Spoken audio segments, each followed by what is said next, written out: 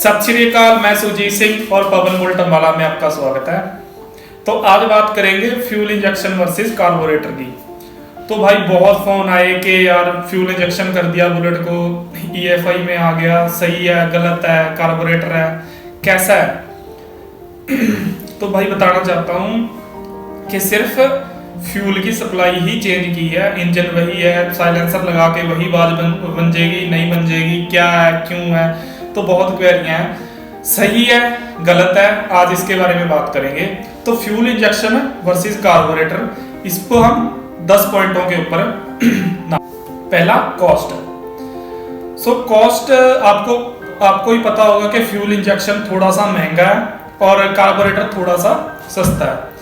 तो fuel injection क्यों महंगा है? क्योंकि उसके अंदर ECU पार्ट है, ठीक है, ECU है, टैंकी के अंदर एक फ्यूल सप्लाई पंप लगा दिया गया है, इंजेक्टर लगा दिए गए हैं, सेंसर जगह जगह O2 सेंसर है, टेम्परेचर सेंसर है, थ्रोटल पोजीशन सेंसर है, इनकी वजह से इसकी कीमत बढ़ गई है।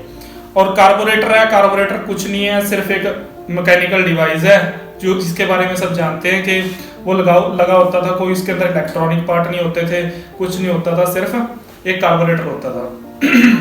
तो कॉस्ट में फ्यूल इंजेक्शन महंगा है और कार्बोरेटर सस्ता है। दूसरे पॉइंट पे हम बात करेंगे, दूसरा पॉइंट है मेंटेनेंस। तो मेंटेनेंस भाई, कार्बोरेटर का मेंटेनेंस बहुत आसान है, कोई भी मैकेनिक खोल के उसको सेट करके लगा सकता है अच्छे से, ठीक है। लेकिन फ्यूल इंजेक्शन एक ऐसी चीज है जिसके अंदर बहुत ज्यादा सेंसर हैं। अगर एक सेंसर भी काम नहीं करता तो बाइक माल फंक्शन लाइट या चेक इंजन लाइट देना शुरू कर देगी, जो दिक्कत पेश करेगा। उसको खोलना, उसको मेंटेनेंस करना फिलहाल अभी के लिए बहुत महंगा है, बाहर लोकल मैकेनिक नहीं कर सकता। जो पढ़े लिखे मैकेनिक है, कुछ मैकेनिक है, वो कर भी रहे हैं, लेकिन कुछ हिस्सों में, अभी इंडिया के कुछ हिस्सों में उसकी अभी सर्विस नहीं हो सकती। तो तीसरा पॉइंट है फ्यूल एफिशिएंसी, या हम एवरेज की बात कर सकते हैं।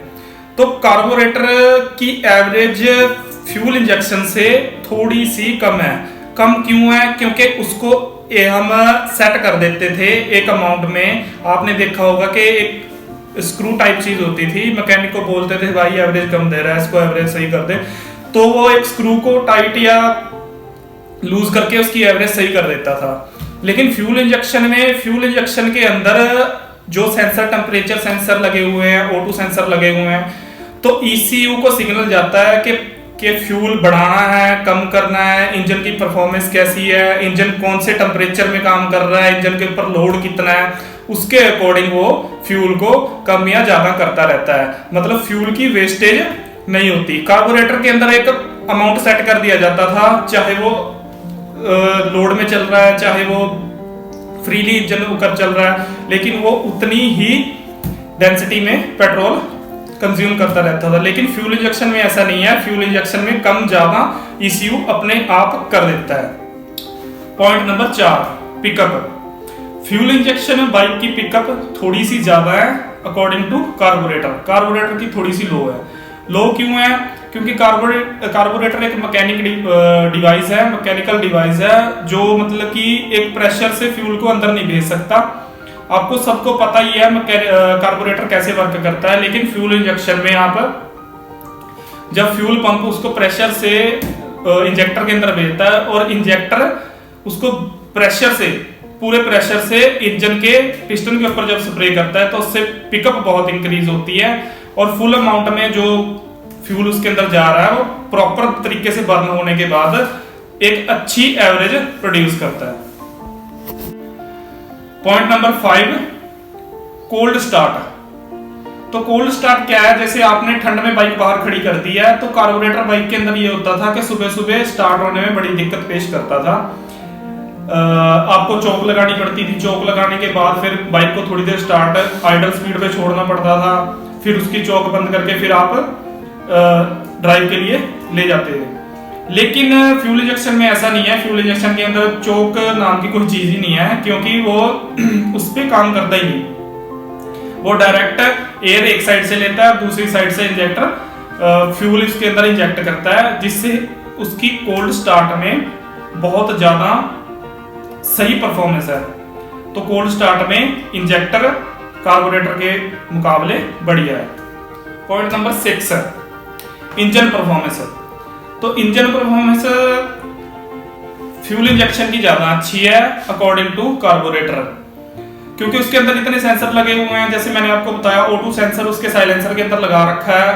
अगर फ्यूल ज्यादा जाना शुरू कर देता है तो एक सिग्नल जाता है ECU को, इंजन कंट्रोल मॉड्यूल को, कि फ्यूल अननेसेसरी जा रहा है, जो अनबर्न होके साइलेंसर से बाहर निकल रहा है। लेकिन कार्बोरेटर में ऐसा कोई सेंसर नहीं है।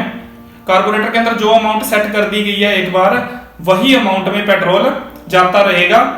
और O2 सेंसर जब ECU को सिग्नल भेजता है, सिग्नल भेजने के बाद ECU उसको पेट्रोल की डेंसिटी को, जो पेट्रोल वो इंजन के अंदर भेज रहा है, उसको कम या ज्यादा कर सकता है। Point number 7 air pollution. इसमें भी फ्यूल इंजेक्शन बेटर है कार्बोरेटर से, क्योंकि अगर कार्बोरेटर में एक अमाउंट सेट कर दिया गया, वही बात आ जाती है कि एक अमाउंट में पेट्रोल सेट कर दिया गया है और वही अमाउंट में वो चल रहा है और जितने की उसको जरूरत भी नहीं है। अगर हिल एरिया में थोड़ी सी मैं उसको डेंसिटी बढ़ा के ले जाता हूँ और उसको प्लेन एरिया में चलाता हूँ, तो वो अनबर्न फ्यूल साइलेंसर से बाहर फेंकता रहेगा, जिससे एयर पोल्यूशन बहुत होगा। लेकिन आपको पता ही है, मैंने पहले पॉइंट में बता ही दिया था कि इंजेक्टर में ECU उसको कम ज्यादा अपने हिसाब से, इंजन के लोड के हिसाब से करता रहता है, जिससे अनबर्न फ्यूल साइलेंसर से बाहर नहीं निकलता और एयर।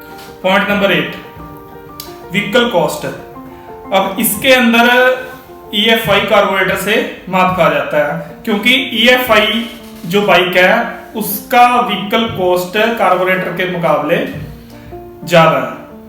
तो क्यों ज्यादा है आपको पता ही है, ECU है, इंजेक्टर है, फ्यूल पंप है, बहुत सारे इलेक्ट्रॉनिक कंपोनेंट हैं, जिसकी वजह से उसकी 5 से 15,000 उसकी वैल्यू कार्बोरेटर वाली बाइक से ज्यादा है। कार्बोरेटर वाली बाइक की थोड़ी कम है। तो इसमें EFI का एक माइनस पॉइंट है। ठीक है। Point number 9 installation. तो कार्बोरेटर को इंस्टॉल करना बहुत आसान है। सारे भाई जो बाइक चलाते हैं उन्होंने देखा ही होगा कि मैकेनिक 2 नट बोल्ट खोलता है और कार्बोरेटर को बाहर निकाल देता है। हर सर्विस में इसको साफ करके आराम से उसी नट्स को टाइट करके दोबारा से कार्बोरेटर को लगा देता है। लेकिन फ्यूल इंजेक्शन में अलग अलग कंपोनेंट हैं, इंजेक्टर है, फ्यूल पंप है, उनमें कुछ नाजुक हिस्से भी हैं जो मतलब कि मैकेनिक निकालते वक्त तोड़ भी सकते हैं अगर अच्छे से ध्यान ना दें। तो इसमें EFI का एक माइनस पॉइंट लगा सकते हो आप, कि माइनस पॉइंट है कि उसमें इतने ज्यादा पार्ट हैं कि फिलहाल के लिए फ्यूल इंजेक्शन को इंस्टॉल करना या अनइंस्टॉल करना मुश्किल है एक लोकल मैकेनिक के लिए। आगे आगे गाड़ियां जब फ्यूल इंजेक्शन की बढ़ेंगी, जो मैकेनिक है उनको कंपनियां ट्रेनिंग देंगी, तो आगे जाके ये थोड़ा आसान हो जाएगा।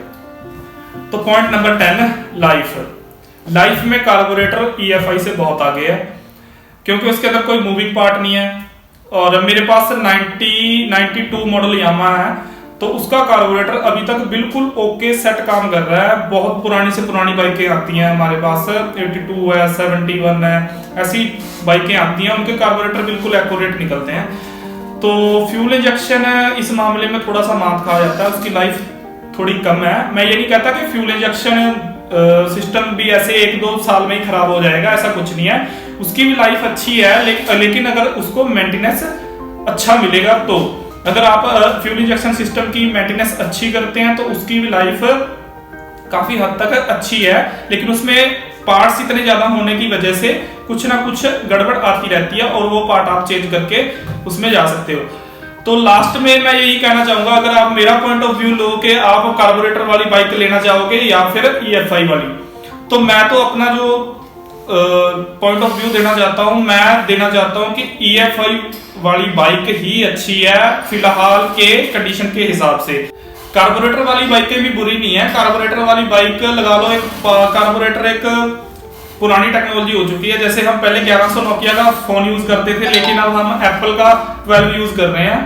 तो ऐसे टेक्नोलॉजी आगे बढ़ती जाएगी, और EFI ही बाइक आप लीजिए, कोई इशू नहीं है, वैसे तो वही अवेलेबल है मार्केट में, आप लीजिए और एक बार आप राइड करके देखिए।